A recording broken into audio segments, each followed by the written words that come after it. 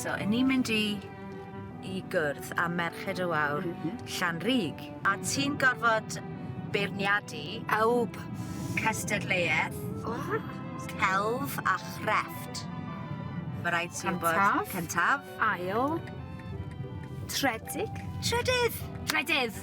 Trydydd. Da iawn. Drosodd a throsodd. Drosodd a throsodd. Drosodd a throsodd. Amser i feirniadu a mae yna gryn dipyn o gelf a chrefft i'r ddwy fynd trwyddo. Lot o dalent yn Llanrug, boes. Fedrai ddim dewis. Mae rhaid i ti ddewis. Cyntaf, ail a trydydd. Fi'n licio'r rhain. Mae rhain yn cute. Cha rhain. Chani, Jess a Lisa. Mae hwnna'n dda iawn. Ti'n hoffi rhain, ie? Mae nhw yn dda iawn. O. Goody who? Goody who. OK. OK. Cyntaf. Da iawn. Ail. Fedrai ddim. Lisa, fedrai Mae pob peth yng Nghymru yn gystadleuaeth ac yn llawn beirniad. Dwi barod. O, diolch. Dwi'n mor hapus. Ia? Hapus. Reit, dyna ni.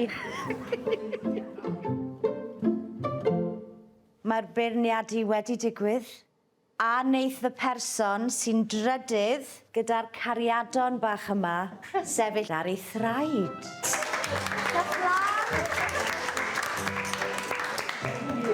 Drydydd. A beth yw'ch enw chi?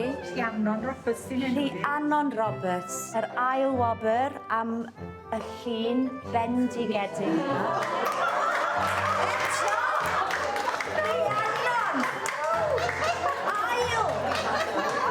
Gyntaf, yr Gilydd. Diolch o fawr, Gilydd. Hanner nawr te.